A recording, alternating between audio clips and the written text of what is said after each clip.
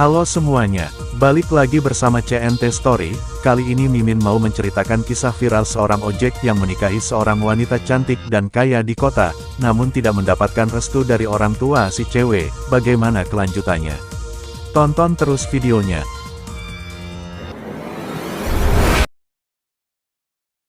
Hujan turun deras malam itu, membasahi jalanan kota yang padat.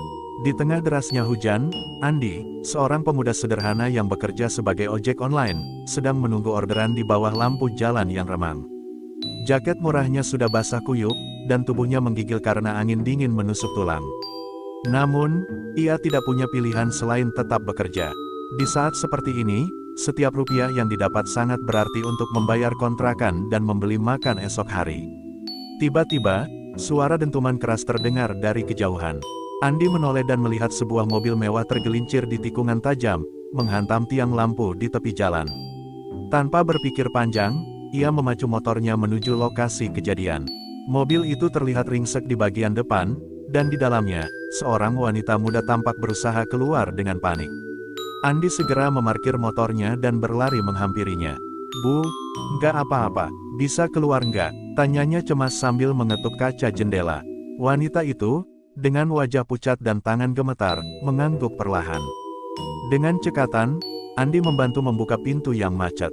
"Awas, pelan-pelan, ada yang luka," lanjutnya sambil memapa wanita itu keluar dari mobil. Wanita itu menggeleng, meskipun jelas terlihat bahwa kakinya sedikit terkilir. Wanita itu adalah Maya, anak pengusaha terkenal di kota. Dengan gaun bermerek dan sepatu mahal, ia tampak begitu berbeda dari Andi, yang hanya seorang pria biasa dengan baju lusuh. Namun, saat itu, status sosial tak berarti apa-apa. Maya duduk di trotoar dengan nafas terengah, sementara Andi segera melepas jaketnya yang basah untuk melindungi Maya dari hujan. "Tunggu di sini, saya panggil bantuan," katanya sambil mencoba menghubungi nomor darurat. Namun, hujan semakin deras, dan tidak ada tanda-tanda bantuan segera datang. Melihat Maya yang menggigil, Andi membuat keputusan cepat. Ia meminjamkan helmnya kepada Maya, lalu membantunya naik ke motor. "Kita cari tempat berteduh dulu." "Nggak aman di sini," ujar Andi tegas. Maya, meski ragu, tidak punya pilihan lain. Mereka pun melaju di tengah hujan, meninggalkan mobil yang rusak di tepi jalan. Mereka berhenti di sebuah warung kecil yang sudah hampir tutup. Pemilik warung meminjamkan selimut tipis untuk Maya yang tubuhnya mulai lemas karena kedinginan. Andi memesan segelas teh hangat untuknya, meskipun uang di sakunya hampir habis. Maya menatap pria itu dengan pandangan tak percaya. Dalam hidupnya yang selalu dipenuhi kemewahan, ia belum pernah bertemu seseorang yang begitu tulus membantu tanpa pamrih. "Kamu kenapa mau nolongin saya sejauh ini?" tanya Maya akhirnya, setelah kehangatan teh mulai mengalir ke tubuhnya. Andi hanya tersenyum kecil. "Nggak tahu, mungkin karena saya nggak mau lihat orang kesusahan. Lagi pula, saya juga manusia biasa, Bu." Jawaban sederhana itu menusuk hati Maya. Ada kejujuran di dalam kata-kata Andi, sesuatu yang jarang ia temui dalam lingkungannya. Malam itu menjadi awal dari kisah yang akan mengubah hidup mereka. Andi tak pernah tahu bahwa wanita yang ia bantu adalah anak salah satu orang terkaya di kota, dan Maya tak pernah menyangka bahwa pria sederhana ini akan membuka lembaran baru dalam hidupnya. Ketika hujan mulai reda, mereka kembali ke jalan masing-masing. Namun, di hati mereka, ada sesuatu yang mulai tumbuh, sebuah rasa yang belum mereka pahami sepenuhnya. Pagi itu, Maya berdiri di depan kaca besar di kamarnya, memandangi wajahnya yang masih pucat. Kilatan peristiwa semalam terus bermain di pikirannya. Dia tidak bisa melupakan tatapan tulus Andi, seorang pria yang jelas hidup di dunia yang begitu berbeda darinya. Di luar, suara dentingan gelas terdengar dari ruang makan di lantai bawah. Keluarganya tengah bersiap untuk sarapan, membicarakan bisnis dan rencana perjalanan mereka ke luar negeri. Maya menarik napas panjang, merasa bahwa ia tak punya tempat di percakapan dingin yang selalu mengutamakan uang dan reputasi. Di sisi lain kota, Andi memulai harinya dengan biasa. Setelah memastikan motor tuanya masih bisa diandalkan, ia langsung mencari orderan. Namun, pikirannya terus kembali pada Maya. Wanita itu tidak hanya cantik, tapi juga membawa aura yang membuat Andi merasa kecil. Ia bertanya-tanya, bagaimana mungkin seseorang seperti dia bisa berada di jalan yang sama dengan wanita seperti Maya, meskipun hanya untuk satu malam. Tapi Andi menggelengkan kepala, mencoba mengusir pikiran itu. Dia cuma kebetulan butuh bantuan, gumamnya pelan. Tanpa sepengetahuan Andi, Maya tidak tinggal diam. Dengan bantuan asistennya, ia berhasil menemukan nomor Andi dari aplikasi ojek online. Maya merasa berutang budi dan ingin mengucapkan terima kasih secara langsung. Maka, di suatu sore, Maya menunggu Andi di sebuah taman kota, tempat yang sengaja dipilih agar tidak menarik perhatian. Saat Andi tiba, ia terlihat kebingungan. "Ibu, Mbak Maya, ada apa ya?" tanyanya dengan canggung. Maya tersenyum kecil, mencoba menghilangkan kecanggungan itu. "Aku cuma mau bilang terima kasih," ujar Maya, menyerahkan sebuah amplop berisi uang kepada Andi. Namun, Andi menolak dengan halus. "Maaf, Mbak, saya nggak bisa terima ini. Saya nolongin Mbak bukan karena ingin imbalan," katanya, suaranya penuh keyakinan. Maya tertegun. Di dunia yang ia kenal, tidak ada yang menolak uang. Dalam hatinya, kekagumannya pada Andi semakin besar. Namun, ia juga sadar bahwa dunia mereka terlalu berbeda. Sementara itu, tindakan Maya menghubungi Andi tidak luput dari perhatian keluarganya. Asisten rumah tangga yang loyal pada ayahnya, Pak Haris, melaporkan bahwa Maya diam-diam menemui seorang pria dari kelas bawah. Malamnya, saat makan malam keluarga, Pak Haris mulai menyelidik. "Maya, aku dengar kamu sibuk bergaul dengan orang baru. Siapa dia?" tanyanya dengan nada dingin. Maya terdiam, merasakan tekanan di udara. "Dia cuma teman. Dia orang baik," jawabnya pelan. Namun, Pak Haris tidak percaya begitu saja. Keesokan harinya, Maya terkejut saat sopirnya mengatakan bahwa Pak Haris menyuruhnya mengikuti Maya kemanapun ia pergi. Maya merasa marah dan terkekang, tapi ia tahu melawan ayahnya bukan perkara mudah. Di tengah kekacauan ini, Maya mulai sadar bahwa perasaannya terhadap Andi lebih dari sekadar rasa terima kasih. Ia ingin mengenalnya lebih jauh, meskipun ia tahu keluarganya tidak akan pernah setuju. Di tempat lain, Andi juga menghadapi dilema. Ia tahu bahwa mendekati Maya sama saja seperti berjalan ke jurang. Tapi setiap kali ia mencoba melupakan Maya, kenangan tentang senyumnya kembali mengisi pikirannya. Ia tahu dirinya hanya seorang pria miskin tanpa apa-apa, tapi hati tidak bisa berbohong. "Apa aku terlalu bodoh untuk berharap?" gumamnya sambil menatap langit malam yang penuh bintang. Perbedaan dunia mereka semakin terasa nyata. Maya terjebak di antara tuntutan keluarganya dan perasaannya sendiri, sementara Andi terus berjuang melawan rasa rendah dirinya. Meski mereka hidup di dunia yang terpisah, satu hal yang sama-sama mereka rasakan adalah bahwa mereka mulai membutuhkan satu sama lain, lebih dari yang ingin mereka akui. Hari itu, Maya duduk di sudut sebuah kafe kecil di pinggiran kota. Tempat itu jauh dari lingkungan mewah yang biasa ia datangi, tapi justru di sini ia merasa lebih bebas. Ia menunggu Andi yang akhirnya setuju untuk bertemu lagi, meskipun dengan ragu-ragu. Andi datang dengan pakaian sederhana, jelas terlihat canggung berada di tempat seperti itu. "Kenapa Mbak Maya ngajak saya ke sini?" tanyanya, suaranya terdengar kikuk. Maya tersenyum. "Aku cuma ingin ngobrol. Tidak ada urusan formal, tidak ada amplop seperti waktu itu. Hanya bicara." Maya tahu ia harus pelan-pelan membuka hatinya kepada Andi. Sementara itu, Andi masih merasa aneh duduk di hadapan seorang wanita yang begitu jauh dari kehidupannya. Namun, selama percakapan mereka, Andi mulai merasa nyaman. Mereka berbicara tentang kehidupan masing-masing.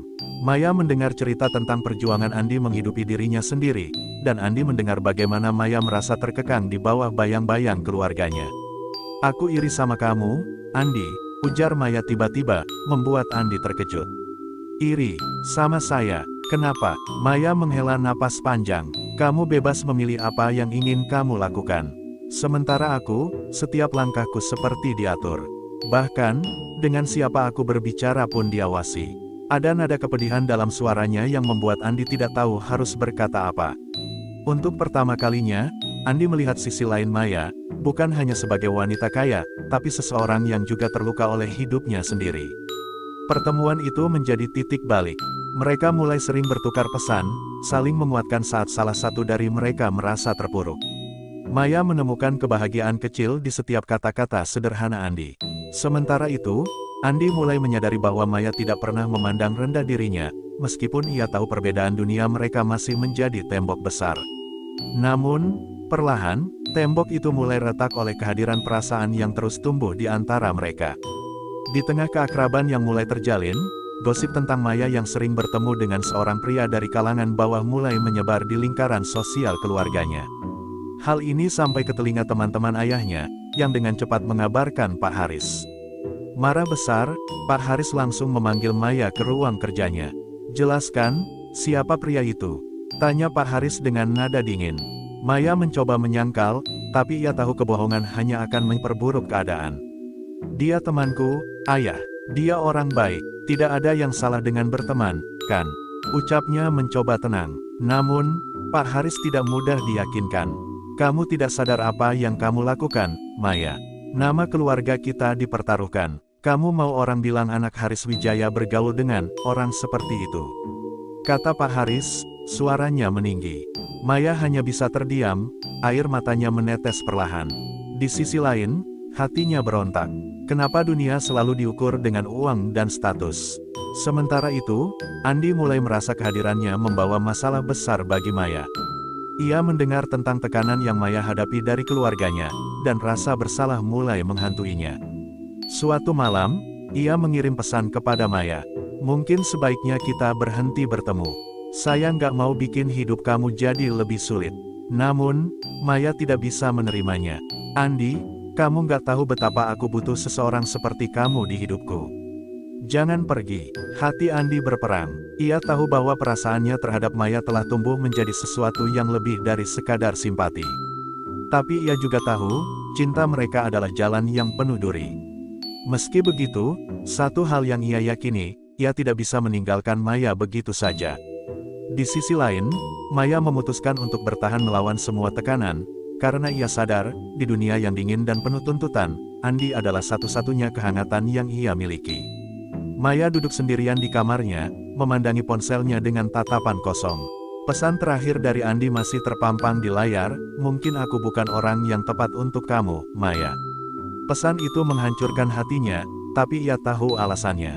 Andi sedang mencoba melindunginya, meskipun dengan cara yang menyakitkan. Namun, Maya tidak mau menyerah. Ia tahu bahwa hatinya tidak pernah merasa sehidup ini, meski hubungan itu membawa badai besar dalam keluarganya. Sementara itu, di rumah keluarga Wijaya, Pak Haris tidak tinggal diam. Ia memanggil Maya ke ruang tamunya yang megah. "Maya, aku sudah cukup bersabar. Aku ingin kamu menghentikan semua ini," kata Pak Haris dengan nada tegas. Maya hanya menunduk, mencoba menahan air mata. "Ayah, Andi itu orang baik. Dia tidak seperti yang ayah pikirkan," jawabnya pelan. Namun, Pak Haris tidak mau mendengar. "Baik, apa yang bisa dia tawarkan padamu selain masalah? Kamu itu pewaris keluarga ini. Hidupmu tidak hanya untuk dirimu sendiri." Pak Haris, yang merasa Maya terlalu keras kepala, memutuskan untuk bertindak lebih jauh. Tanpa sepengetahuan Maya, ia menyuruh anak buahnya mencari Andi. Malam itu, Andi dikejutkan oleh kedatangan dua pria berjas hitam di depan rumah kontrakannya yang kecil. Salah satu dari mereka memberikan sebuah amplop tebal. "Ini dari Pak Haris. Anggap saja ini ganti rugi karena sudah mencuri waktu Maya. Terima ini, dan jangan pernah temui dia lagi," kata pria itu dingin. Andi merasa dadanya sesak. Ia tahu dunia Maya adalah dunia yang berbeda, tapi ia tidak pernah mengira akan dihina sedemikian rupa.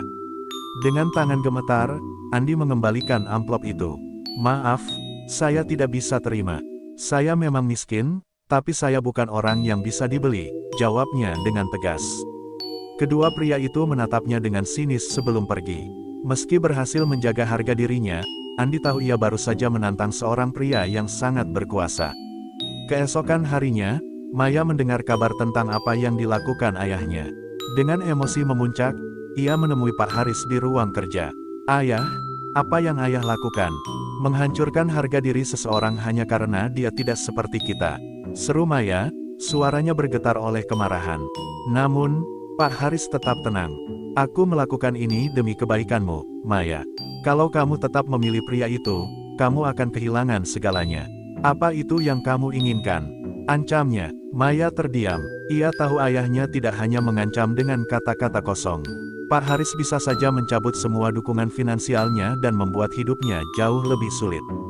Tapi di sisi lain, Ia sadar bahwa cinta Andi bukanlah sesuatu yang mudah ditemukan di dunianya yang penuh kepalsuan. Dengan air mata berlinang, Maya menjawab pelan, "Kalau itu harga yang harus aku bayar, aku rela. Aku lebih memilih kehilangan segalanya daripada kehilangan Andi." Pak Haris tidak percaya dengan apa yang ia dengar. Untuk pertama kalinya, ia melihat putrinya yang lembut memberontak dengan begitu keras. Namun, di lubuk hatinya, ia juga merasa terluka. Ia tidak mengerti bagaimana seorang pria seperti Andi bisa membuat Maya rela mengorbankan segalanya. Meski begitu, ia tidak mau menyerah. "Kalau begitu, kita lihat sejauh apa dia bisa bertahan," kata Pak Haris, nada dingin di suaranya menandakan perang baru akan dimulai. Di tempat lain, Andi terus berusaha menghindari Maya, meski hatinya terus merindukannya. Ia merasa tidak punya kekuatan untuk melawan kekuasaan keluarga Maya. Namun, Maya tidak menyerah. Malam itu, ia mengirim pesan singkat kepada Andi, "Aku tidak peduli seberapa sulit ini, aku tetap ingin bersama kamu. Kamu mau berjuang bersama aku, atau menyerah sekarang?" Pesan itu menghantam Andi dengan keras. Ia tahu, jika ia memilih untuk menyerah, ia akan kehilangan lebih dari sekadar cinta, ia akan kehilangan alasan untuk percaya pada dirinya sendiri. Malam itu, Andi memutuskan untuk membalas pesan Maya. Ia mengetik dengan tangan gemetar, "Kalau kamu yakin, aku akan berjuang bersama kamu. Tapi aku nggak tahu apakah aku cukup kuat menghadapi ini semua." Setelah mengirimkan pesan itu, Andi hanya bisa menatap layar ponselnya sambil berharap bahwa keputusannya tidak akan membawa Maya ke dalam penderitaan yang lebih besar. Keesokan harinya, Maya memutuskan untuk mengambil langkah besar. Ia menemui Andi di sebuah taman kota, tempat mereka biasa bertemu. Kali ini, Maya datang tanpa rasa ragu. "Andi, aku sudah bicara dengan ayah. Kalau dia memutuskan untuk mencabut semua fasilitasku, aku terima. Aku sudah menyiapkan diri untuk hidup tanpa kemewahan," kata Maya dengan tegas. Andi menatapnya, matanya dipenuhi emosi yang sulit dijelaskan. "Kamu yakin, ini bukan keputusan yang mudah," ucapnya lirih. Namun, sebelum percakapan mereka berlanjut, dua pria suruhan Pak Haris muncul dari kejauhan. Mereka mendekati Maya dan Andi dengan sikap mengintimidasi. "Mbak Maya, ayahmu menyuruh kami membawa kamu pulang. Jangan bikin masalah lebih besar," ujar salah satu pria itu. Maya berdiri tegak, menatap mereka dengan tatapan penuh keberanian. "Aku sudah dewasa, dan aku bisa memutuskan hidupku sendiri," katanya, nada suaranya penuh ketegasan. Andi tahu bahwa ini adalah momen penting. Dengan segala keberanian yang ia miliki, ia berdiri di samping Maya. "Tolong sampaikan ke Pak Haris, saya nggak akan menyakiti Maya. Saya cuma mau dia bahagia," katanya, meski suaranya sedikit bergetar. Para pria itu menatap Andi dengan tajam, tapi mereka tidak bisa berbuat banyak. Maya memutuskan untuk pergi bersama Andi, meninggalkan mereka yang hanya bisa mengawasi dari jauh. Berita tentang keberanian Maya melawan kehendak ayahnya menyebar cepat di lingkaran keluarga dan rekan bisnis Pak Haris. Reputasi keluarga Wijaya mulai menjadi bahan pembicaraan. Pak Haris, yang selama ini menjaga citra keluarganya dengan sempurna, merasa dikhianati oleh putrinya sendiri. Dalam amarahnya, ia menyusun rencana untuk menghancurkan Andi. Ia memanfaatkan koneksi dan kekuasaannya untuk memutus sumber pendapatan Andi. Tidak butuh waktu lama, akun ojek online Andi tiba-tiba diblokir tanpa alasan jelas. Orderan yang biasanya mengalir lancar kini menghilang. Bahkan, beberapa teman Andi yang biasa memberinya pekerjaan kecil-kecilan mendadak menarik diri tanpa penjelasan.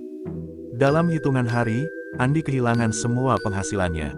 Di tengah kesulitan itu, Andi hanya bisa merenung di kamar kontrakannya yang sempit. "Apa aku memang terlalu bodoh untuk bermimpi?"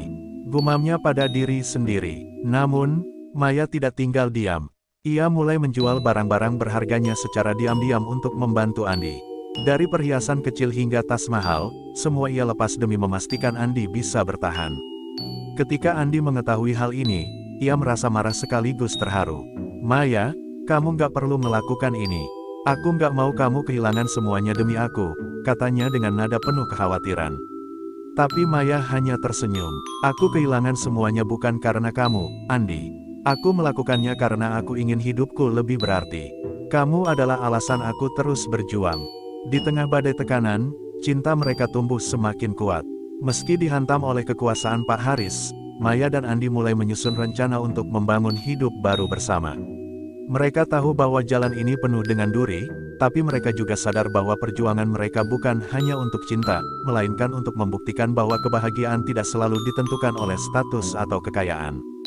Pagi itu, Maya dan Andi memulai hari mereka dengan harapan baru. Maya telah menjual hampir semua barang berharga yang dimilikinya dan menyewa sebuah kontrakan kecil untuk mereka tinggali bersama. Bagi Maya, ini adalah awal kehidupan baru yang sederhana tapi penuh cinta. Namun, bagi Andi, setiap hari terasa seperti perang batin. Ia merasa bersalah karena Maya meninggalkan segalanya untuk hidup bersamanya. "Aku nggak yakin bisa memberikan kamu kebahagiaan seperti yang kamu layak dapatkan," kata Andi suatu malam. Maya hanya tersenyum, menggenggam tangan Andi erat. "Kamu sudah memberikanku kebahagiaan yang tidak pernah aku temukan sebelumnya," jawabnya lembut. Sementara itu, Pak Haris tidak tinggal diam. Kehilangan Maya dari rumah membuat amarahnya terus membara. Ia memutuskan untuk menggunakan langkah yang lebih keras. Dengan koneksinya, Pak Haris melaporkan Andi dengan tuduhan palsu, menyebutnya sebagai pria yang menipu dan memanfaatkan anaknya. Polisi datang ke kontrakan kecil mereka, membawa surat panggilan untuk Andi. "Ada laporan bahwa Anda memanfaatkan Maya Wijaya untuk keuntungan pribadi," kata salah satu polisi. Maya yang mendengar tuduhan itu langsung bereaksi. "Itu bohong. Tidak ada yang memanfaatkan siapapun. Aku pergi karena pilihanku sendiri," serunya penuh emosi. Namun, laporan itu tidak semudah itu diabaikan. Andi dibawa ke kantor polisi untuk dimintai keterangan.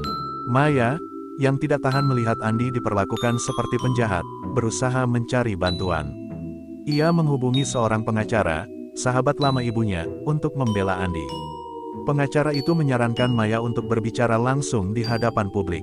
"Satu-satunya cara untuk melawan ayahmu adalah dengan membuat dunia tahu apa yang sebenarnya terjadi," katanya. Dengan penuh keberanian, Maya menggelar konferensi pers kecil di sebuah kafe sederhana. Ia berdiri di depan kamera dan wartawan, mengungkapkan segalanya. "Saya Maya Wijaya, dan saya ingin mengatakan bahwa apa yang terjadi bukanlah pemaksaan. Saya memilih untuk hidup bersama Andi karena saya mencintainya, dan saya ingin lepas dari tekanan keluarga saya yang selama ini hanya mengukur segalanya dengan kekayaan," ucapnya lantang. Pernyataan Maya menjadi berita besar, mengguncang reputasi Pak Haris yang selama ini dianggap sebagai pengusaha terhormat. Pak Haris yang melihat siaran itu di rumahnya langsung marah besar. Namun, di balik kemarahannya, ada perasaan kehilangan yang mendalam. Ia merasa putrinya semakin menjauh darinya. Ibu Maya, yang selama ini diam, akhirnya berbicara. "Haris, mungkin sudah waktunya kamu berhenti memaksakan kehendakmu. Maya sudah dewasa, biarkan dia memilih jalannya sendiri," ucapnya pelan tapi tegas. Pak Haris hanya bisa terdiam. Untuk pertama kalinya, ia merasa usahanya untuk mengendalikan hidup Maya mulai runtuh. Di sisi lain, pernyataan Maya membuahkan hasil. Tekanan publik membuat pihak kepolisian menghentikan penyelidikan terhadap Andi. Tuduhan palsu itu terbukti tidak berdasar. Namun, meskipun masalah hukum selesai, perjuangan mereka belum usai. Kehidupan sederhana mereka dipenuhi tantangan. Andi bekerja keras untuk mencari pekerjaan baru, sementara Maya mulai membuka usaha kecil dengan modal dari barang-barang yang ia jual. Malam itu, setelah hari yang melelahkan, Maya dan Andi duduk di depan rumah kontrakan mereka, memandangi langit yang penuh bintang. "Kita sudah melewati banyak hal," kata Maya sambil tersenyum kecil. "Tapi aku yakin, selama kita bersama, kita bisa menghadapi apapun." Andi memandang Maya dengan mata yang berkaca-kaca. "Kamu adalah keberanian yang aku tidak pernah punya, Maya. Terima kasih karena selalu percaya padaku." Meski badai masih mengintai di kejauhan, malam itu mereka merasakan kedamaian kecil. Cinta mereka, yang lahir dari keberanian dan ketulusan, perlahan mulai membangun fondasi untuk kehidupan baru. Meski penuh luka, mereka yakin bahwa bersama, mereka bisa menyembuhkan semuanya. Beberapa bulan berlalu, kehidupan Maya dan Andi berjalan penuh perjuangan. Mereka menjalani hari-hari dengan penuh kerja keras dan kesederhanaan. Andi akhirnya mendapatkan pekerjaan sebagai pegawai gudang dengan gaji yang pas-pasan, sementara Maya mengelola usaha kecil menjual makanan rumahan. Di tengah kesulitan itu, cinta mereka tetap menjadi penguat. Namun, bayangan Pak Haris masih menghantui kehidupan mereka. Suatu malam, Andi pulang lebih larut dari biasanya. Di tangannya, Ia membawa selembar kertas yang menjadi simbol kemenangan kecil. Maya, aku diterima di program pelatihan keterampilan. Kalau aku lulus, aku bisa dapat pekerjaan yang lebih baik, katanya dengan semangat. Maya tersenyum lebar, bangga melihat Andi yang tak pernah menyerah meski dunia terasa begitu kejam padanya. Aku tahu kamu bisa, Andi. Kita akan melewati ini bersama, jawabnya. Namun, kebahagiaan itu tidak berlangsung lama. Beberapa hari kemudian, Maya menerima undangan dari keluarganya untuk menghadiri pesta ulang tahun ibunya. Di dalam undangan itu, ada pesan dari ibunya yang membuat hati Maya bergetar, "Pulanglah, Maya. Kita perlu bicara." Maya tahu bahwa ibunya tidak pernah sekeras Pak Haris, tapi ia juga tahu ini bisa menjadi jebakan untuk memaksanya kembali ke kehidupan lamanya. Setelah berbicara dengan Andi, Maya memutuskan untuk datang. Malam pesta itu, Maya merasa seperti orang asing di rumah mewahnya sendiri. Mata-mata tamu undangan tertuju padanya, sebagian dengan tatapan menghina, sebagian dengan rasa ingin tahu. Di sudut ruangan, Pak Haris duduk dengan wajah dingin, sementara ibunya mendekati Maya dengan senyum tipis. "Maya, ayahmu hanya ingin yang terbaik untukmu. Jangan keras kepala," ujar ibunya. Namun, Maya hanya menggeleng. "Aku sudah menemukan kebahagiaanku sendiri, Bu. Kenapa sulit sekali bagi ayah untuk menerima itu?" Pak Haris yang mendengar percakapan itu akhirnya berdiri. Suasana pesta menjadi hening. Kebahagiaan. Apa kebahagiaan itu tinggal di rumah kontrakan kecil dan hidup dari sisa-sisa? "Kamu itu pewaris keluarga Wijaya, Maya. Kamu pantas mendapatkan lebih dari ini," katanya tegas. Namun, Maya tidak mundur. Dengan suara gemetar, ia menjawab, "Ayah, kebahagiaan itu bukan soal rumah besar atau harta. Kebahagiaan itu adalah hidup dengan orang yang mencintai aku apa adanya." Kata-kata Maya menggema di ruangan itu, membuat tamu-tamu saling berbisik. Pak Haris, yang merasa dipermalukan di depan umum, akhirnya memainkan kartu terakhirnya. Ia mengungkapkan sebuah rahasia yang menghancurkan Maya. "Apa kamu tahu, Andi itu dulunya bukan siapa-siapa karena ibunya bekerja di rumah kita. Keluarga kita yang membantu mereka bertahan hidup. Dan sekarang dia ingin mengambil segalanya darimu. Kamu cuma alat baginya," katanya dengan nada tajam. Maya terkejut mendengar hal itu. Ia tidak pernah tahu bahwa ada hubungan masa lalu antara Andi dan keluarganya. Namun, di balik rasa terkejutnya, ia tahu bahwa ayahnya hanya mencoba memanipulasi keadaan. "Itu tidak penting, Ayah. Yang penting adalah siapa dia sekarang, bukan masa lalunya," balas Maya dengan tegas. Namun, benih keraguan mulai tumbuh di hatinya. Setelah pesta itu, Maya menemui Andi untuk menanyakan kebenaran tentang masa lalunya. Andi terkejut, tapi ia tidak menyangkal. "Ya, ibuku pernah bekerja untuk keluarga kalian. Tapi aku nggak pernah ingin kamu tahu, karena aku nggak mau kamu merasa aku memanfaatkanmu," jawab Andi dengan jujur. Maya menatap Andi dengan mata berkaca-kaca. "Kenapa kamu nggak pernah cerita, Andi? Aku cuma ingin tahu kebenaran, bukan untuk menghakimimu." Meski hati Maya masih penuh kebingungan, ia tahu satu hal, cintanya pada Andi tetap nyata, meski dunia mencoba memisahkan mereka. Namun, di tengah semua ini, Maya merasa bahwa ujian mereka belum selesai. Dunia seolah terus menguji apakah cinta mereka benar-benar cukup kuat untuk melawan segalanya. Pagi itu, Maya duduk sendiri di teras kontrakan kecilnya. Udara terasa dingin, mencerminkan suasana hatinya yang penuh kebingungan. Kata-kata ayahnya tentang Andi masih bergema di pikirannya. Apakah benar Andi mendekatinya karena masa lalu keluarganya?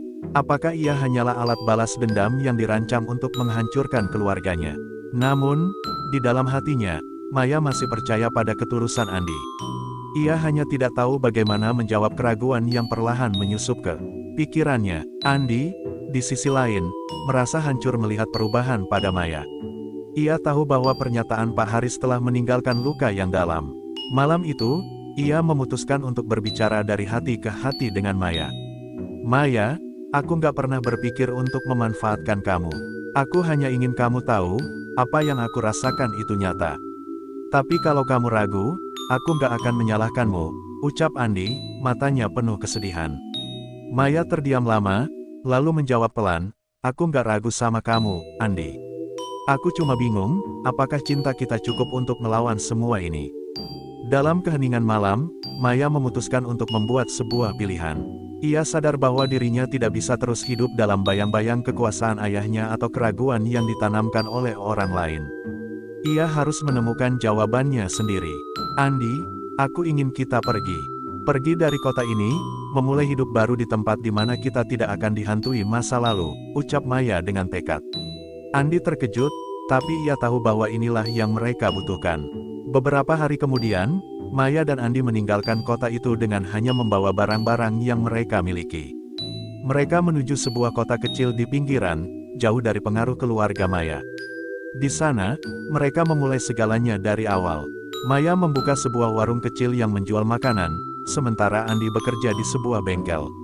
Hidup mereka sederhana, tapi perlahan mereka menemukan kebahagiaan yang sejati. Namun, kehidupan baru mereka tidak sepenuhnya bebas dari masalah.